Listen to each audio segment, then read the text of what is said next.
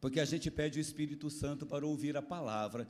E essa canção que eles fizeram vem incendiar a nossa alma. A gente canta, incendeia minha alma, Senhor, e eu chamo para trazer a palavra de Deus para nós, nosso querido Ricardo Vilaronga, de Mogi Guaçu, São Paulo. Ricardo, vamos aplaudir. Vem, meu irmão.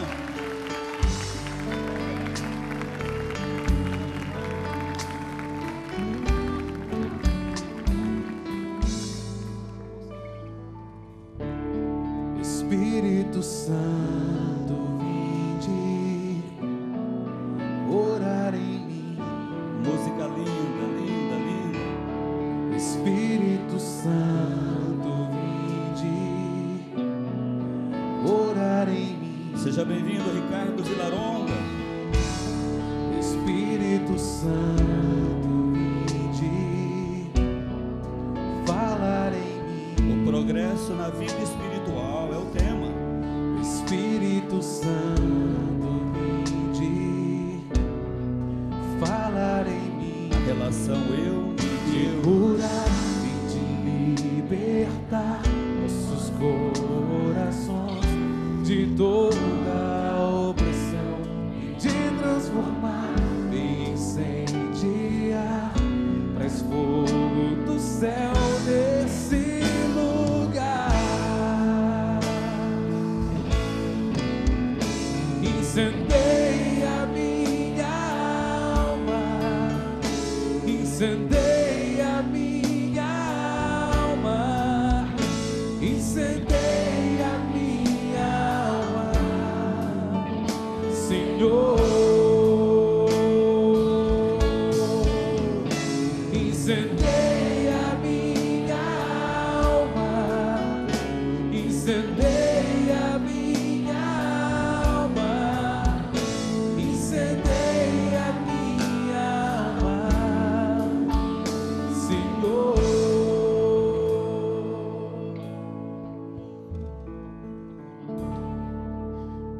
Bom dia, meus irmãos, minhas irmãs. Bom dia. Bom dia, povo TLC.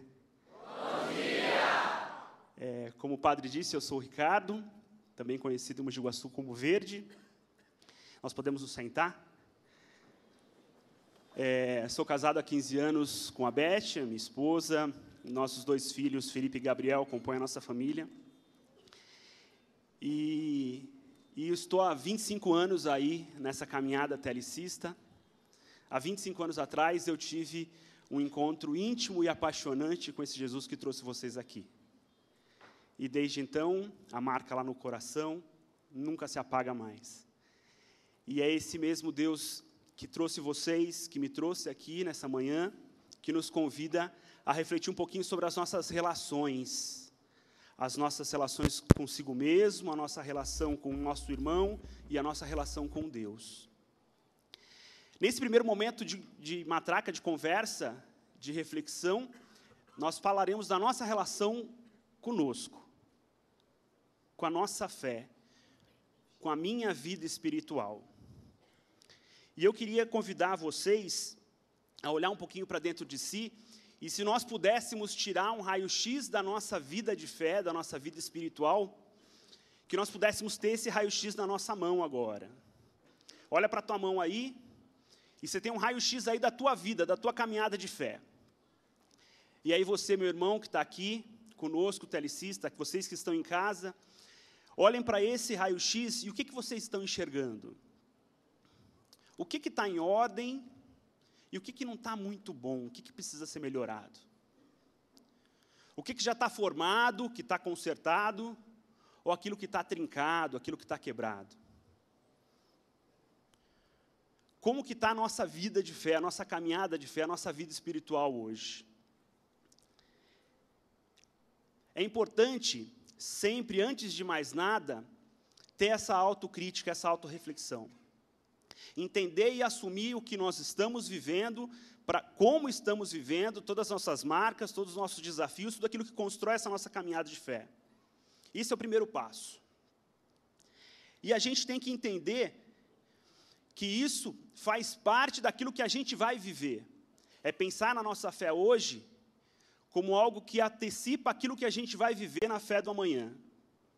É poder fazer da nossa fé um instrumento para viver melhor e fazer os outros que nos rodeiam viver também melhor. É confiar em Deus, é progredir nessa fé constantemente, incessantemente. E é sobre esse crescimento e sobre entender que servir o irmão também faz parte desse caminho de crescimento da nossa fé, que a gente reflete nessa manhã sobre um único versículo do Evangelho de São Lucas. Um único versículo, poucas palavras, mas que trazem um significado imenso, porque trazem um exemplo, um grande exemplo, se não o maior exemplo, de entrega da vida de fé de alguém que já passou por essa terra. Um sim pleno de alguém que entendeu o que é entregar-se inteiramente a Deus, que foi o sim de Maria. O sim daquela nossa mãe, que mudou a nossa história, mudou a vida dela sim, mas mudou a nossa vida, a vida de toda a humanidade. E nesse versículo, a Sagrada Escritura nos diz o seguinte: então disse Maria, eis aqui a serva do Senhor, faça-se em mim segundo a tua palavra.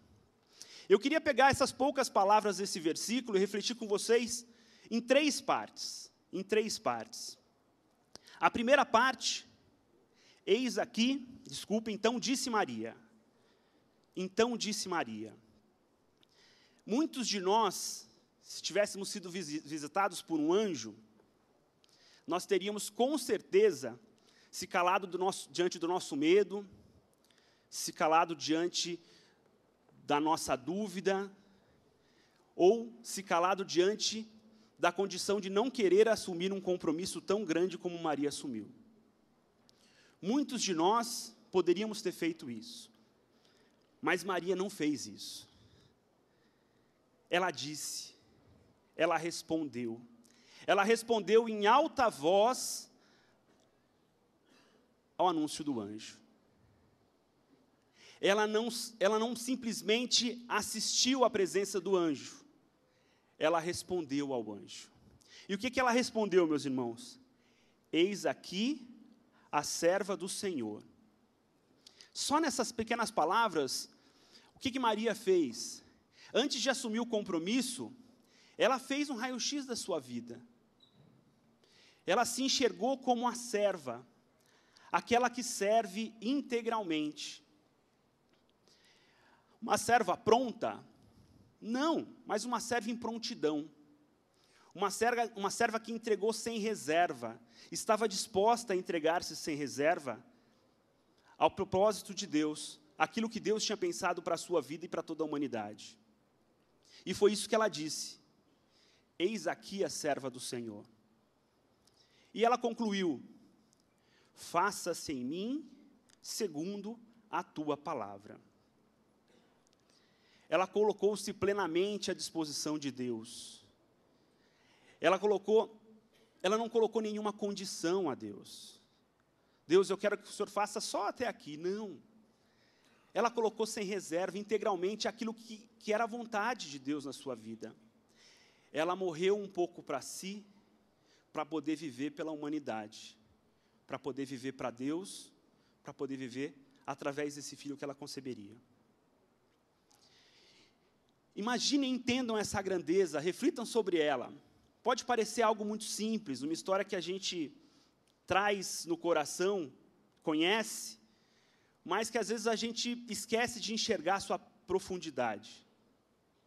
Esquece de perceber quanta coisa que deve ter passado no coração e na cabeça daquela jovem. Jovem de idade, como muitos aqui, que tinha uma maturidade espiritual incalculável. Incalculável. Uma jovem menina com uma fé imensa, tamanha. E essa Maria tem que nos inspirar nessa caminhada de amadurecimento de fé. Perceber que o nosso amadurecimento espiritual pode sim vir de exemplos como o exemplo de Maria, sem dúvida. Mas é algo, meus irmãos e minhas irmãs, é algo que depende de nós. É algo pessoal. Muitos podem pedir por nós, mas só nós podemos fazer. Só nós podemos buscar esse crescimento de fé. É algo seu, é algo meu, é algo dos nossos irmãos telecistas que não puderam estar aqui, estão em casa assistindo. É algo de cada um. De cada um. E esse mesmo sim que Maria disse ao anjo na anunciação, é o sim, com certeza, que ela recebe, com que ela recebe os nossos pedidos de intercessão a Deus. É esse sim de Maria, que é um compromisso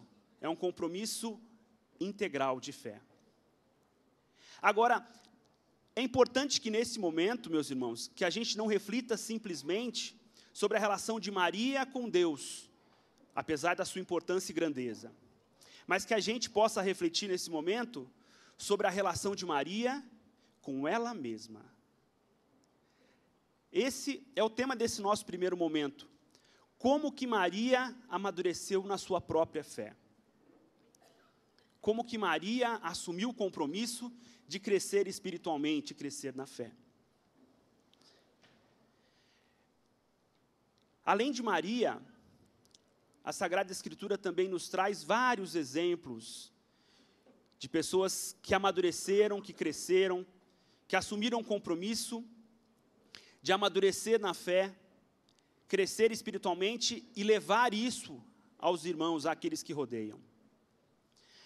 Um outro exemplo muito forte, que eu trago nessa manhã para a gente refletir junto, é o exemplo de Paulo. Paulo, que de forma muitas vezes carinhosa, mas também que de forma muitas vezes firme, escreveu às comunidades, sempre deixando e plantando a semente da reflexão sobre a fé que aquelas comunidades precisavam ter. Em momento algum, Paulo poupou as comunidades de ouvir a verdade, aquilo que precisava ser ouvido. Paulo falou o que Deus queria que ele falasse através das suas cartas.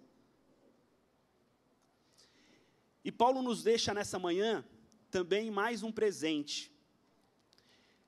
Na primeira carta de São Paulo aos Coríntios, Paulo deixa a receita para o cristão de entender que para viver e amadurecer-se na fé, basta ser imitador do próprio Cristo. Seja imitador de Cristo, como eu também o sou. Palavras de Paulo. E é esse o Cristo que tem que ser a nossa referência, que tem que ser o nosso alicerce na nossa caminhada de fé. É fácil, meu irmão. É fácil crescer na fé. É fácil amadurecer espiritualmente? Não é fácil. Não é fácil. Todo mundo aqui sabe. Não é só na minha vida, com certeza, que é uma luta diária. Na de vocês também deve ser. É ou não é? Vocês não concordam? É uma luta diária, incessante, contra os nossos pecados, contra as nossas fraquezas. Mas quem disse para nós que seria fácil? Quem disse para nós que seria fácil? Ninguém. A gente não pode se iludir que essa luta, na nossa caminhada de fé, vai ser algo tranquilo. Apesar de, muitas vezes, preferirmos que fosse mais tranquilo. Mas não vai ser assim. Vai ser uma luta diária, uma luta constante, uma luta que depende de cada um de nós. É uma luta que começou quando? É uma luta que começou quando nós assumimos a nossa fé lá na pia batismal. Muitos de nós aqui fomos levados à pia batismal pequenininhos, ainda não conscientes da fé que nós tínhamos, mas herdando a fé dos nossos pais e padrinhos. Muitos de nós aqui, depois de algum tempo de catequese, puderam exercer e assumir essa fé através do sacramento do crisma. Muitos de nós aqui já assumiram o compromisso, uma pelos nossos pais e padrinhos no batismo, outra pelo crisma, de viver essa fé, de crer na Santíssima Trindade, de acreditar que dá para ser diferente nesse mundo, de acreditar que dá para viver no mundo sem ser mundano. Essa é a fé que nós acreditamos e professamos a cada missa ali no creio. Essa é a fé que todo mundo aqui conhece, não é? Essa é a nossa fé. Agora a gente tem que de fato assumir o que falta para crescer espiritualmente por onde a gente estiver. Como o Michael disse agora há pouco, o TLC nasceu para formar líderes. Líderes de uma igreja em partilha, em caminhada. Líderes de uma igreja que precisa mostrar para esse mundo que precisa ser diferente. Que precisa mostrar para esse mundo que dá para acreditar num mundo diferente. Que dá para se apaixonar por esse Jesus. Que dá para ter um contato, um encontro íntimo com esse Jesus e mudar a nossa vida e a vida da nossa família. E isso a gente tem que ter em mãos. De que viver o crescimento espiritual é viver o quê? É viver a busca da santidade. Nós precisamos o quê? Ser santos. Nós precisamos ser pré-santos. Pessoas em caminho dessa santidade.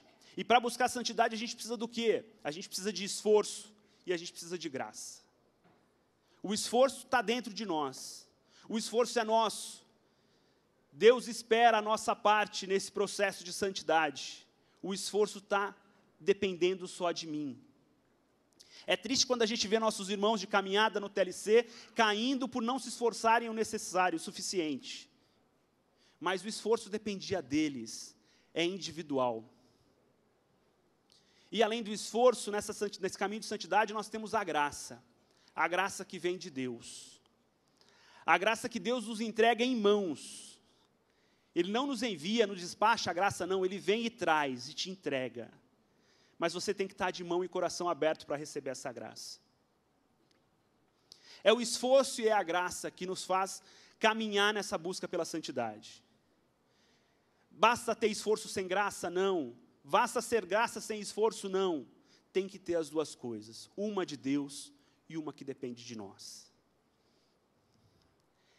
E é esse caminho e essa busca pela santidade que faz de nós, TLCistas, buscar um mundo melhor.